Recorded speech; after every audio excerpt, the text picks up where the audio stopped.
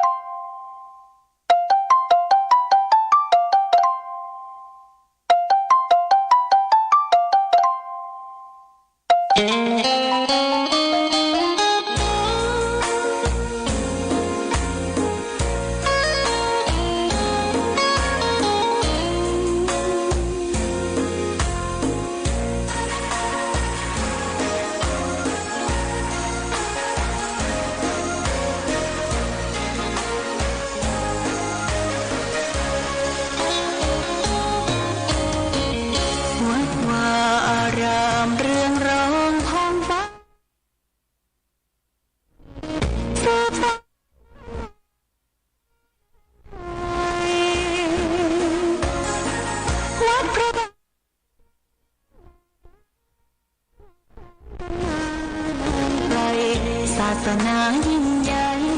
ของชนชาวไทยพระพุทธบาทจำลองของพระสัมมา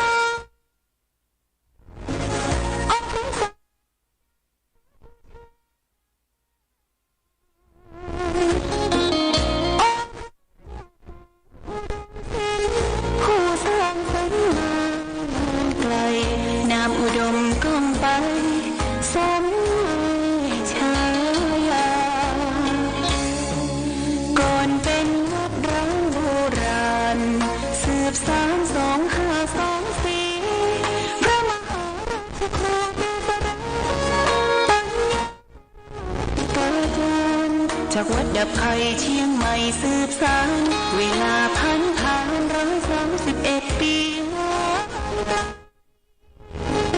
วัดพระบาทอุดมรุ่งเรือง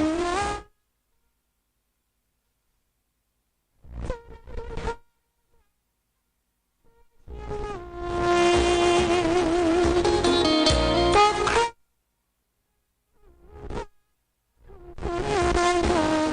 องใจทุกชาติพันธุ์รวมใจรักษา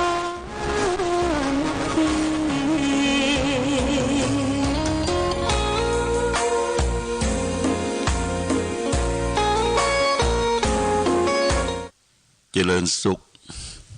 ศรัทธาสาธุชนญาติโยมท่านพุทธบริษัททั้งหลายวันนี้รายการธรรมประทีปส่องต่างก็ได้มาพบปะกับพ่อแม่พี่น้องศรัทธาสาธุชนแห่งครั้งหนึ่งในช่วงนี้ก็เป็นช่วงยังเข้าอยู่ในเขตของฤดูหนาวญาติโยมก็ต้องระมัดระวังเรื่องของการรักษาสุขภาพร่างกายอากาศมักจะเปลี่ยนแปลงอยู่เรื่อยๆ เบิดฮ้อนเบิดหนาว เบิดฝนตกลมมาเราก็ต้องดูแลร่างกายของเราที่มันเปลี่ยนแปลงไปกับตามธรรมชาติที่มันเกิดขึ้นคนเราเกิดมาอยู่ใต้ธรรมชาติบ่อาจที่จะฝ่าฝืนกฎของธรรมชาติไปได้แต่ว่าเราก็จะต้องรู้สึกตัวเองว่าเมื่อบ่สบายเจ็บไข้ได้ป่วยขึ้นมาจะต้องไปหาหมอหายุกหายาเปิ่นได้ตรวจดูสุขภาพการตรวจสุขภาพนั่นถือว่าเป็นเรื่องดีเพราะว่าร่างกายอินทรีย์ของเราและท่านทั้งหลายนั้นบ่ฮู้ว่ามันเกิดโรคภัยไข้เจ็บอันใดเกิดขึ้นกับตนกับตัวเฮานางทางแพทย์ทางวิชาการการแพทย์ประเดี๋ยวนี้มันทันสมัยที่ว่าทันสมัยนั้นสมมุติว่าเฮาไปตรวจสุขภาพประจำปีเปิ้นก็จะตรวจที่เลือดญาติโยมเด้อเลือดหรือปัสสาวะอุจจาระของเฮาแล้วก็ตรวจแล้วเอาสิ่งทั้งหลายทั้งปวงในร่างกายเฮานั้นไปตรวจไปดูสุขภาพร่างกายว่ามีโรคภัยไข้เจ็บหรือมีผลเลือดเป็นอย่างใดประการใดเพิ่นก็จะเขียนออกมาเป็นเอกสารให้เฮาได้ดูแลแก้ไขรักษาไปตามที่มีเหตุปัจจัยที่เกิดขึ้นนั้นอันนี้เป็นสิ่งที่ดีเนื้อญาติโยมเนอะมีโอกาสและเวลาก็ไปตรวจสุขภาพร่างกายของตนเองเป็นประจำปีเฮาก็จะอยู่สุขกายคนเฮาถ้าสุขกายและใจมันก็สบายความสุขของคนเฮามีสองอย่างคือสุขกายและสุขใจสุขกายนั่นก็คือร่างกายมามีโรคภัยไข้เจ็บมามีสิ่งอื่นใดมาเบียดเบียนมีสุขภาพร่างกายแข็งแรงนี่คือสุขกายแต่สุขกายยังบ่พอให้มันสุขขึ้นไปสุขอมตะสุขคือสุขยอดก็คือการสุขใจในญาติโยมสุขใจนี่เป็นปัจจัยสำคัญของคนเฮาทุกคนบางคนบางท่านบางครอบบางครัวเปิดมีความพร้อมอย่างทุกสิ่งทุกอย่างมีเงินมีทองมีรถมีรางมีบ้านมีช่องมีอย่างทุกสิ่งทุกอย่างแต่ว่าความสุขใจบ่มีนะความสุขใจบ่มีความสุขใจจึงเป็นเรื่องสำคัญแต่ใจเฮานี้มันรับอาหารของใจก็คือธรรมโอสถหลักธรรมคำสอนในทางพระศาสนาจะเป็นศาสนาใดก็ได้ญาติโยมถ้าทำใจให้สบายถ้าทำใจให้สุขสงบเย็นเพราะฉะนั้นสิ่งสำคัญปัจจัยสำคัญที่สุดของเฮาอยู่ที่สุขใจเมื่อสุขใจแล้วกายก็พลอยมีความสุขไปโดยนี่เป็นประการละสำคัญเพราะใจเป็นหัวหน้าใจเป็นประธานใจเป็นนายกายเป็นบ่าวกายเป็นคนรับใจใจเมื่อใจเฮาดีละทุกสิ่งทุกอย่างก็ดีไปหมดญาติโยมผู้ก็ดีคิดก็ดีทำก็ดีเพราะใจดีนักปราชญ์เปิ้นบอกว่าใจดีใจพระพุทธใจบริสุทธิ์ใจพระธรรมใจงามใจพระสงฆ์พระพุทธช่วยนำพระธรรมช่วยแต่งพระสงฆ์เป็นแหล่งสร้างสมแห่งคุณงามความดีพระสงฆ์เนี่ยญาติโยมพระสงฆ์สาวกผู้ปฏิบัติตามหลักธรรมคำสอนของพระสัมมาสัมพุทธเจ้า พระสงฆ์นั้นเป็นผู้นำทางจิตทางวิญญาณของศรัทธาญาติโยมเวลาจะมีการทำบุญสุนทานทำพิธีกรรมต่างๆพระสงฆ์ก็จะต้องมีหน้าที่ที่จะจักจะจุงจะนำกินนำตาลให้แก่พ่อแม่พี่น้องศรัทธาญาติโยมทีนี้พระสงฆ์ในทางพระพุทธศาสนานั้นท่านแบ่งไว้เป็นสองประเภทพระสงฆ์ประเภทที่หนึ่งเรียกว่าอริยสงฆ์พระสงฆ์ผู้ประเสริฐผู้ปฏิบัติดีปฏิบัติชอบปฏิบัติตามศีลสมาธิปัญญารู้แจ้งเห็นจริงในหลักธรรมคำสอนขององค์สมเด็จพระสัมมาสัมพุทธเจ้ามีกายเรียบร้อยวาจาเรียบร้อยและก็ใจเรียบร้อยนี่เรียกว่าอริยสงฆ์พระสงฆ์ผู้ประเสริฐพระสงฆ์ประเภทที่สองนั่นก็คือสมมุติสงฆ์คือพระสงฆ์ที่สมมุติขึ้นมาโดยการมีอุปสมบทมีการบวชการเป๊กการบวชการเป๊กการอุปสมบทของพระสงฆ์จะสำเร็จลงได้ตามยัตติจตุถกรรมวาจาก็ต้องมีพระอุปชา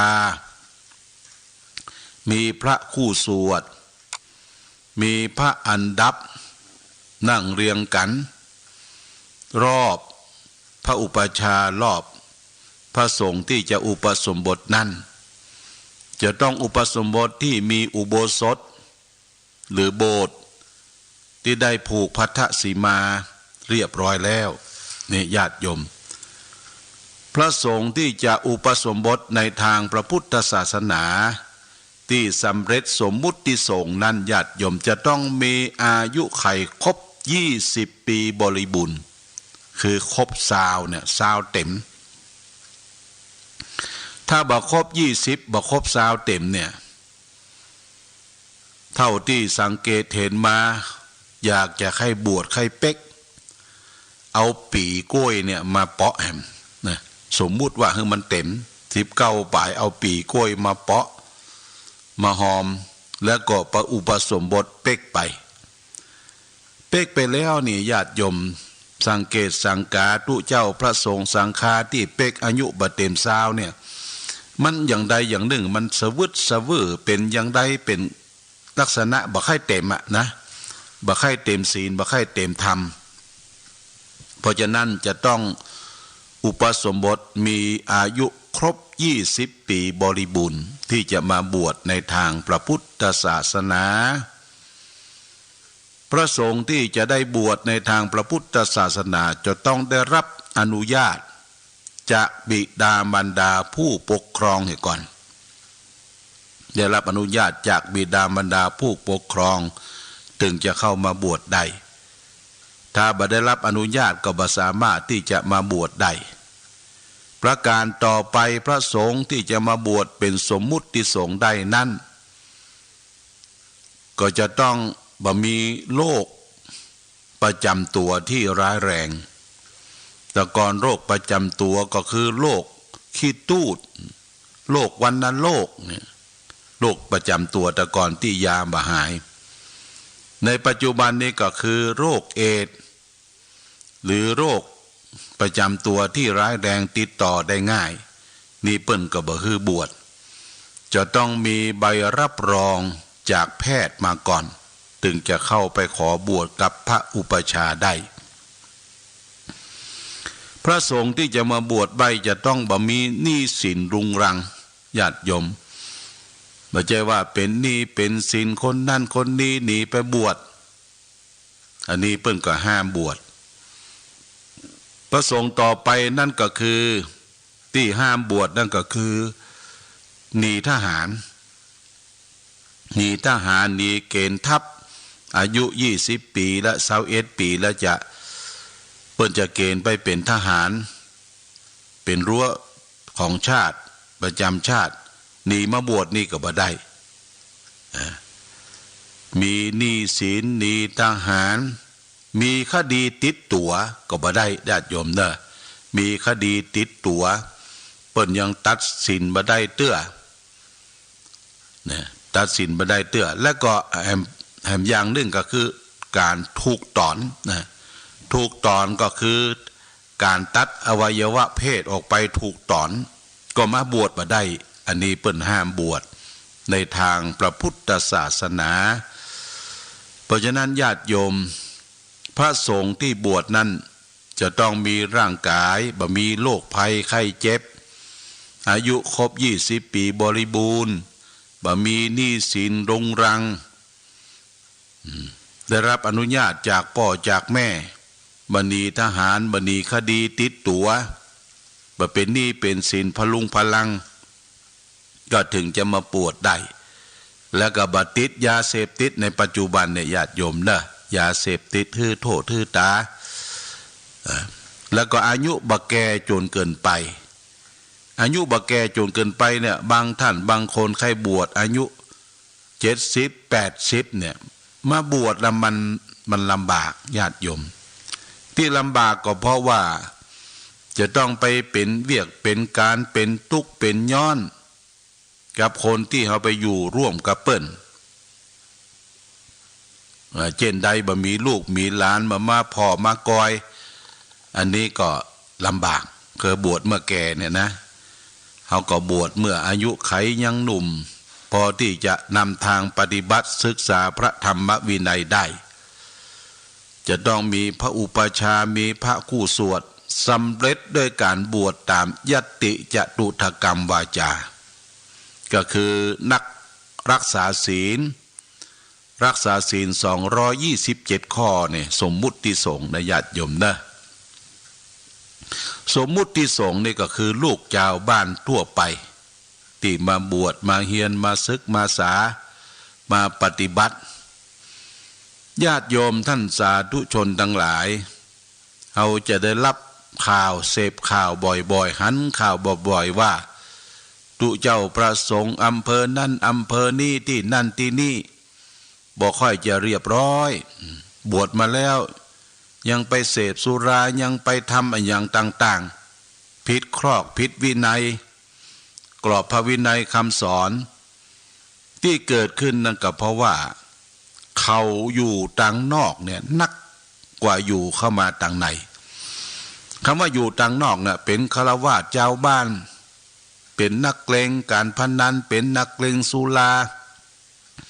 คบคนชั่วเป็นมิตรเป็นนักเลงผู้หญิง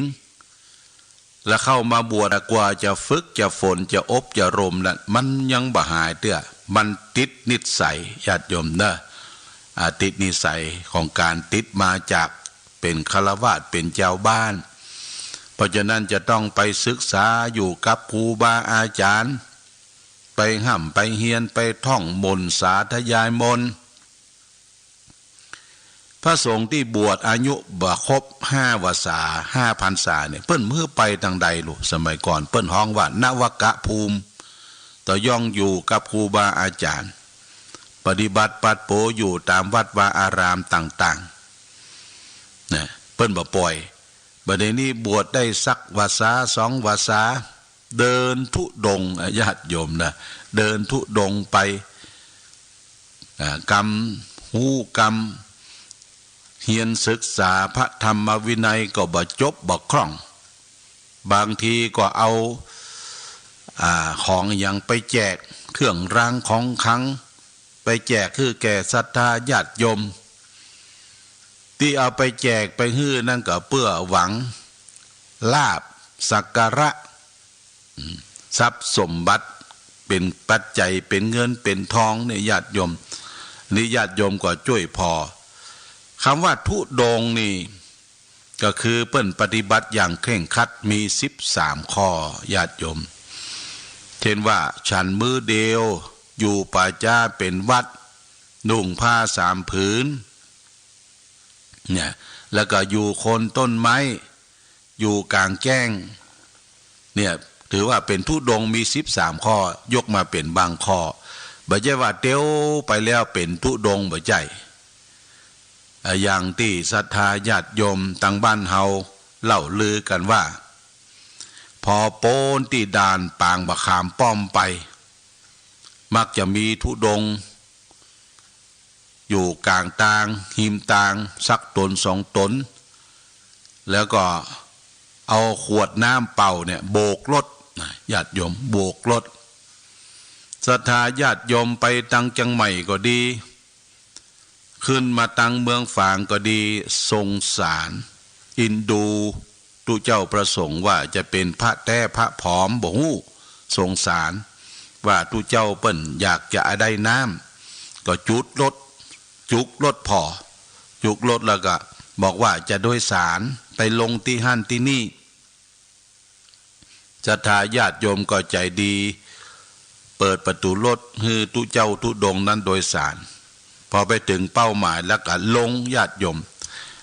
ลงแล้วบอกว่าอาตมาขาดปัจจัยอยากจะขอเจริญพรเมตตาปัจจัยจากคนขับรถน่ะที่เปิ้นบริจาคที่เปิ้นนำปาไปขาดปัจจัยจะเอาไปซื้อยามเอาไปซื้อกรดอย่าไปซื้อกระติกน้ำห้อนเนี่ยญาติโยมอย่างนี้มันพระธุดงค์ไปขอบ่ถูกต้องเลยไปขอจากญาติโยมคนนั้นคนนี้สังเกตสังกาเวลาไปบิณฑบาตตามที่ต่างๆญาติโยมใส่ข้าวปลาอาหารเรียบร้อยแล้วว่าอาตมาอยากได้ปัจจัยนี่ทุกเจ้าจะไปออกปากอย่างอันบ่ได้ทุกเจ้าพระสงฆ์พระธุดงค์ก็บอกอยู่ตามอัตภาพของตนเองเปิ้นจะถวายบัตรถวายเฮาบ่ได้กำหนดกฎเกณฑ์ว่าจะไปขอกับญาติกับโยมนี่บ่ถูกต้องญาติโยมก็สังเกตสังกาเนอทุกเจ้าพระสงฆ์เฮามักจะมาเสาะแสวงหาอาจดีจะบวชระยะสั้นบวชปลอมบวชอย่างใดก็บ่ฮู้นะแต่ว่าอุปนิสัยของศรัทธาญาติโยมของเฮาน่ะมีจิตเมตตาสงสารอยู่แล้วหันพระเจ้าพระสงฆ์นี่บ่ได้มีเมตตาธรรมที่จะฮื้อกินฮื้อทานอย่างนี้เป็นต้นอันนี้อู้เรื่องถึงพระภิกษุสงฆ์พระภิกษุสงฆ์สงฆ์เนี่ยมีสองประเภทคืออริยสงฆ์กับสมมุติสงฆ์อริยสงฆ์ก็คือพระสงฆ์ผู้ปฏิบัติดีปฏิบัติชอบคือปฏิบัติบ่เห็นประโยชน์ส่วนตัวแก่ได้นะญาติโยมยกตัวอย่างเช่น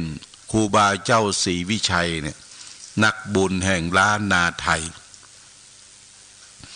ครูบาเจ้าเปิ้นตั้งใจบวชครั้งนี้เพื่อยังประโยชน์ตนและประโยชน์คนอื่นประโยชน์ตนนั่นก็คือครูบาตั้งใจประพฤติปฏิบัติศีลธรรมกรรมฐานอย่างเคร่งครัดนะเมื่อครูบาได้ปฏิบัติธรรมกรรมฐานศีลธรรมอย่างเคร่งครัดแล้วหมู่เฮาจึงยกเทิดทูนสัญญานามของท่านว่าครูบาศีลธรรมครูบาศีลธรรมนี่ประโยชน์ตนท่านตั้งใจประพฤติปฏิบัติเมื่อได้ศีลได้ธรรมแล้วผู้คนทั้งหลายที่เป็นศรัทธาบอกว่าคนดอยคนบ้านคนเมืองปัดปั่นกันไปขอบุญขอกุศลเพิ่งปารมีครูบาก็มีโอกาสได้ทำประโยชน์แก่ท่านทำประโยชน์แก่ท่านคือทำประโยชน์แก่ชุมชนแก่สถานที่ต่างๆยกตัวอย่างก็คือเช่นครูบาไปสร้างสะพานไปสร้างวิหารแล้วก็สร้างหนทางขึ้นดอยสุเทพการไปสร้างของท่านครูบาเจ้าศรีวิจัยนั้นเปิ้นบ่ได้ไปบุกไปเบิกถนนหนทางแต่ประการใดครูบาเปิ้นไปนั่งนักญาติโยมนะนั่งเป็นประธานญาติโยมก็ไปกราบไปไหว้ขอโจกขอปอนขอห่วมกินห่วมทานกับครูบาเจ้าเงินทุกบาททุกสตางค์ครูบาบ่ได้กำไว้ใจเฉพาะส่วนตนส่วนตัวมอบเพื่อคณะผู้บริหารสร้างหนทางเนี่ยครูบาไปนั่งนักบางทีก็นิมนต์ครูบาไปสร้างวิหารหลวงเช่นวิหารหลวงวัดสวนดอกวิหารหลวงวัดพระสิงห์ วิหารหลวงวัดพระธาตุหริพุนชัยละปูนวิหารหลวงปุ้นพระเจ้าตนหลวงจังหวัดพะเยาเนี่ยครูบาไปหมดไปแล้วก็บ่ได้เอาไปทำประโยชน์ให้แก่ท่านไปทำประโยชน์ให้แก่สถานที่นั้นที่เราได้หารได้สืบสานมาจนถึงปัจจุบันนี่คือผู้ปฏิบัติดีปฏิบัติชอบเนี่ยญาติโยมก็เป็นที่ฮักเป็นที่กราบเป็นที่ไหว้สักการะครูบูชาถึงแม้ว่าครูบาเจ้าจะถึงแก่มรณภาพไปนมนานเนี่ยญาติโยมนะเราก็ยังนึกถึงบุญบารมีของครูบาเจ้าอยู่ตลอดเวลาอาตมาภาพได้สำนึกถึงบุญคุณบารมีของครูบาเจ้าศรีวิจัยก็ได้สร้างอนุสาวรีย์อันสูงใหญ่แบบยืนหล่อด้วยธงชาติและเพลงชาติไทยเป็นสัญลักษณ์ของความเป็นไทยเราจงร่วม